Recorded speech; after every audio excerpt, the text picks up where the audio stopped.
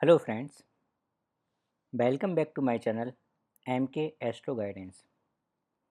आज हम बात करेंगे सूर्य के गोचर की, मतलब कि सन का ट्रांजिट, जो कि 15 मई को वृषभ राशि में होने वाला है। इसका मतलब क्या है? इसका मतलब है कि 15 मई को सूर्य जो हैं वो मेष राशि से निकलकर वृषभ राशि में प्रवेश करेंगे और यहाँ पर 15 जून तक रहेंगे।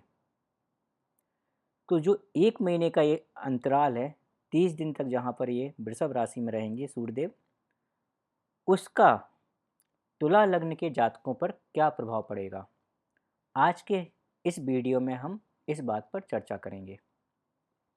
चलिए फिर देर ना करते हुए हम आज का वीडियो स्टार्ट करते हैं। ये जो आपके सामने कुंडली बनी हुई है, ये तुला लग्न के जातकों की है, ठीक है। क्योंकि यहाँ पर लग्न में जो है वो 7 नंबर है, 7 मतलब तुला लग्न। तुला लग्न के जातकों के लिए वृषभ राशि जो है वो उनके 8वें घर में होती है। जैसे कि आप यहाँ पर देख पा रहे हैं, 8वें घर में 2 नंबर की राशि है, 2 नंबर मतलब वृषभ राशि। और सूर्य जो है, जैसे कि मैंने आपको बताया, 15 मई को 12:20 पे मेष राशि से निकलकर, मतलब आपके 7वें घर से निकलकर वृषभ राशि में प्रवेश कर चुके हैं, कर जाएंगे 15 मई को। और यहाँ पर 15 जून तक रहेंगे, 6:51 तक। सूर्य के साथ साथ बुध ग्रह भी ऐसे हैं जो कि आपके वृषभ राशि में गोचर करेंगे, मतलब कि आपके 8वें घर में गोचर करेंगे। बुध जो है वो 23 मई को 1:45 पर यहाँ पर आ जाएंगे और 6 जून तक यहाँ पर रहेंगे, सुबह 9:28 तक। अतः तुला लग्न के जातकों को सूर्य के साथ साथ बुध के ट्रांजिट के भी रिजल्ट देखने को मिलेंगे। ऐसा कब होगा? ऐसा जब होगा जब उनकी दशा पैटर्न में, उनका जो लग्न है, लग्न में जो उनकी दशा है, अंतर्दशा है या प्रत्यंतर दशा है, या उसके नीचे लेवल पर हम जाएं, उस दशा में कहीं ना कहीं सूर्य या बुध एक्टिवेटेड हो, या फिर 8वां घर एक्टिवेटेड हो। अब 8वां घर कैसे हो सकता है? आपका शुक्र की महादशा, अंतर्दशा या प्रत्यंतर चल रही हो, या लग्न में किसी ऐसे ग्रह की अंतर्दशा, प्रत्यंतर या महादशा चल रही हो जिसकी दृष्टि 8वें घर पर पड़ रही हो, जिससे कि 8वां घर क्या है आपका, सक्रिय हो जाए, एक्टिव हो जाए। तो ऐसे में आपको सूर्य के और बुध के दोनों के ट्रांजिट के परिणाम देखने को मिलेंगे। अब तुला लग्न के जातकों के लिए परिणाम कैसे होंगे? तो एक्चुअली क्या है, तुला लग्न जो है उसके स्वामी कौन है? शुक्र। और सूर्य का जो है संबंध शुक्र के साथ शत्रुता का है, एनमी एक दूसरे को मानते हैं ये। अतः ये परिणाम आपको जो सूर्य के ट्रांजिट के मिलेंगे, ये आपको बहुत ज़्यादा अच्छे नहीं होंगे। साथ ही साथ सूर्य कहाँ ट्रांजिट कर रहे हैं? 8वें घर में कर रहे हैं, और वो भी शुक्र की राशि में ही कर रहे हैं। तो यहाँ के हिसाब से भी बहुत अच्छे परिणाम आपको देखने को नहीं मिलेंगे, क्योंकि यहाँ पर वो अपनी शत्रु राशि में जा रहे हैं। लेकिन बुध जो है वो क्या है? वो शुक्र के मित्र हैं। तो बुध के ट्रांजिट के आपको अच्छे परिणाम देखने को मिलेंगे। अतः यहाँ पर जो ओवरऑल परिणाम मिलेंगे आपको मई से जून के बीच में, वो मिक्स मिलेंगे, ठीक है। अब हम बात करते हैं वो परिणाम होंगे कैसे। तो यहाँ पर मैं सबसे पहले आपको बताना चाहूँगा कि मैं बुध के जो ट्रांजिट हैं उसकी यहाँ पे बात नहीं करूँगा। हमारा मेन फोकस होगा वो सूर्य के ट्रांजिट का होगा। तो सूर्य यहाँ पर क्या है? सूर्य जो है वो यहाँ पर आपके 11वें घर के स्वामी हैं, और कहाँ आकर बैठे हैं? आपके 8वें घर में बैठे हैं। अतः और साथ में कहाँ? आपके सेकंड हाउस को देख रहे हैं। तो आपको किस किस घर के परिणाम देखने को मिलेंगे? आपको यहाँ पर 11वें घर के, 8वें घर के और दूसरे घर के परिणाम देखने को मिलेंगे सूर्य के गोचर के कारण। तो इस गोचर में आपको कुछ सडन इवेंट का सामना करना पड़ेगा। जो आकस्मिक आपके सामने आएंगे, अब वो सडन इवेंट आपके लिए अच्छे भी हो सकते हैं, खराब भी हो सकते हैं। कई जगह आपको लगेगा कि उससे आपको प्रॉफिट हुआ है, क्योंकि 7वां घर क्या 11वां घर क्या है, आपके गेन्स का है, प्रॉफिट का है। आपका जो कम्युनिकेशन है, सोसाइटी है, वहाँ पर बढ़ेगा, क्योंकि बुध भी यहाँ पर बैठे हैं। और 11th हाउस आपका क्या क्या होता है, आपकी सोसाइटी होता है, आपका नेटवर्क होता है। तो आपका नेटवर्क बढ़ेगा, आपको जो भी आपका कम्युनिकेशन स्टाइल है उससे आपको बेनिफिट होगा, उससे आपको प्रॉफिट होगा। साथ ही साथ हो सकता है कि आपको कोई पैतृक संपत्ति मिल जाए, या आपके इन लॉज के थ्रू आपको पैसा मिले, कुछ आपको फ़ायदा हो फाइनेंस रिलेटेड। ठीक है। पिता का अपना विशेष ध्यान रखें। गुरु और पिता, उनके स्वास्थ्य को प्रॉब्लम हो सकती है इस गोचर काल में। आपके जो फैमिली मेंबर हैं उनका भी विशेष ध्यान रखें स्वास्थ्य के प्रति।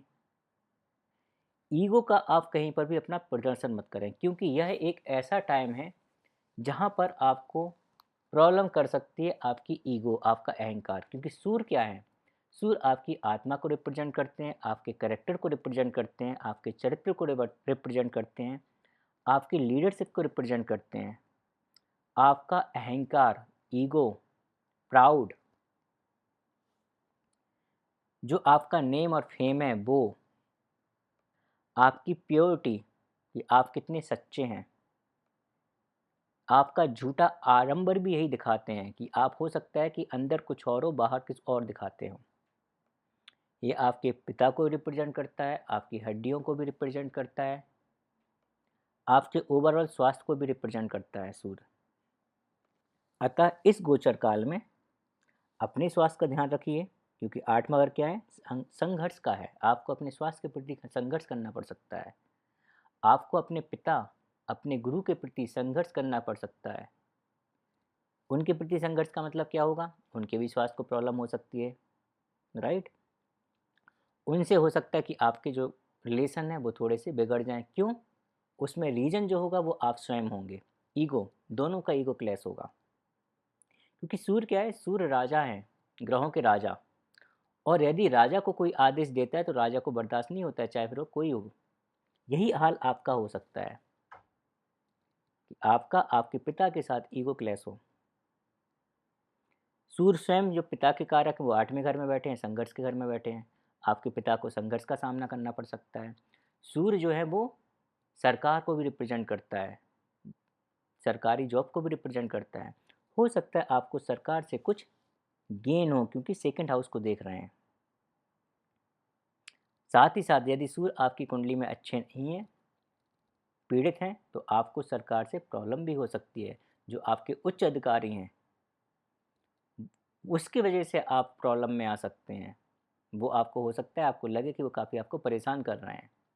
जो राजनीतिक हैं, जो भी आपके नेता हैं उनसे, तो ऐसे टाइम पर बिल्कुल भी कोशिश मत करें अपने टैक्स में कुछ भी उल्टा सीधा हेर फेर करने का। कोई भी सरकारी काम है उसमें बिल्कुल भी ये मत सोचिए कि सरकारी काम है कोई दिक्कत नहीं, पैसा यहाँ वहाँ खिला देते हैं या कुछ भी गलत काम कर देते हैं। आप करेंगे तो आप फंस सकते हैं। इस चीज़ से थोड़ा सा अपने आप को बचाएं। अपने खान पान का ध्यान दें, क्योंकि वो आपके स्वास्थ्य को बिगाड़ने का कारण हो सकता है, मतलब आपको अस्वस्थ कर सकता है।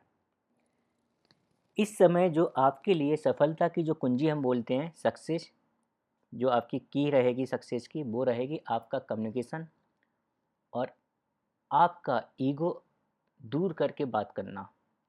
क्योंकि जो सबसे ज़्यादा प्रॉब्लम आपको आएगी वो ईगो के कारण आएगी। हो सकता है आप ईगो आपको लग रहा हो आप नहीं दिखा रहे हैं, लेकिन आप जिस हिसाब से बात करें सामने वाले को लगेगा कि आप बहुत ज़्यादा ईगोइस्टिक हैं, आप बहुत ज़्यादा अथॉरिटी से बात कर रहे हैं। क्योंकि सूर्य क्या है, सूर्य अथॉरिटी है, वो ऑटोमेटिक आपके अंदर पावर और अथॉरिटी ला देगा। आपको पता भी नहीं चलेगा कि आप कब किसके साथ अथॉरिटी के साथ बात कर गए।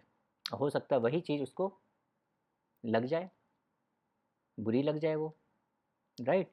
तो आपको बहुत सोच समझकर अपनी बात को रखना है। किसी के भी सामने रखें, 2 बार सोचें कि आप क्या बोलने जा रहे हैं, किसके सामने बोलने जा रहे हैं, कहीं वो बोलना आपको भारी तो नहीं पड़ जाएगा। ये यदि आपने सोचा और उसके अकॉर्डिंग आपने बिहेव किया तो आपके लिए ये गोचर काल थोड़ा सा बेटर होगा। यदि सूर्य आपकी कुंडली में बहुत ज़्यादा पीड़ित हैं तो आपको सूर्य के उपाय करने पड़ेंगे। सूर्य के उपाय के फॉर्म में क्या है, गेहूं का दान करिए, सूर्य देवता का जल चढ़ाइए, उनको सूर्य नमस्कार कीजिए। और सूर्य का सबसे अच्छा उपाय है भगवान राम की उपासना करना, क्योंकि भगवान राम जो हैं वो सूर्यवंशी माने जाते हैं और यदि आप उनकी उपासना करते हैं तो सूर्य देवता उससे प्रसन्न होते हैं। अच्छा, ये एक ऐसा ऐसा गोचर काल है जहाँ पर आपका बहुत ज़्यादा मन करेगा ऑकल्ट की चीज़ों को पढ़ने का। यदि आपको लग रहा है कि बहुत ज़्यादा आपको प्रॉब्लम हो रही है, आप कोई भी बुक उठाइए ज्योतिष की, एस्ट्रोलॉजी की, और उसको पढ़ना स्टार्ट कर दीजिए। आपको बहुत ज़्यादा राहत मिलेगी। कुछ नहीं तो आप रोज़ वीडियो देखिए एस्ट्रोलॉजी के, कहीं ना कहीं अपने आप को एस्ट्रोलॉजी से जोड़िए, ऑकल्ट से जोड़िए, मेडिटेशन से जोड़िए। कुछ भी अगर आपको नहीं, क्योंकि ऐसा नहीं है संसार में सभी लोग मेडिटेशन करने लगेंगे, सभी लोग ऑकल्ट को देख पढ़ने लगेंगे। लेकिन यदि आप किसी ऐसे प्रोफेशन में हैं जहाँ पर आप किसी प्रोडक्ट के लिए काम कर रहे हैं, सॉफ्टवेयर टेस्टिंग में काम कर रहे हैं, फंड रेजिंग में काम कर रहे हैं, तब भी आपका ये गोचर काल आपके लिए बहुत अच्छा जाएगा। आपको कोई प्रॉब्लम नहीं होगी और आपका टाइम पता ही नहीं चलेगा कि कितना अच्छा गया। यदि आप तंत्र मंत्र में विश्वास करते हैं, आप अच्छे से मंत्र कीजिए, मंत्र जाप कीजिए, आपके लिए अच्छा जाएगा ये गोचर काल। क्योंकि आठवां घर क्या होता है, आठवां घर जितना अच्छा होता है उतना ही खराब होता है। दोनों पहलू होते हैं हर एक कहते हैं ना सिक्के के दो पहलू, इसलिए आठवें घर के भी दो पहलू होते हैं। आठवां घर ट्रांसफॉर्मेशन है। यहाँ पर सूर्य आपको बोल रहे हैं कि आपको यदि परेशानियों से बचना है तो अपने आप को ट्रांसफॉर्म कीजिए, बदलाव लाइए अपनी सोच में। जो भी आप कार्य करते हैं अपनी कार्य शैली में बदलाव लाइए। तो ये आपको ट्रांसफॉर्मेशन के लिए बोल रहा है।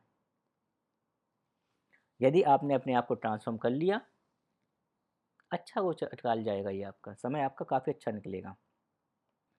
इस समय में कुछ ऐसा हो सकता है कि आपको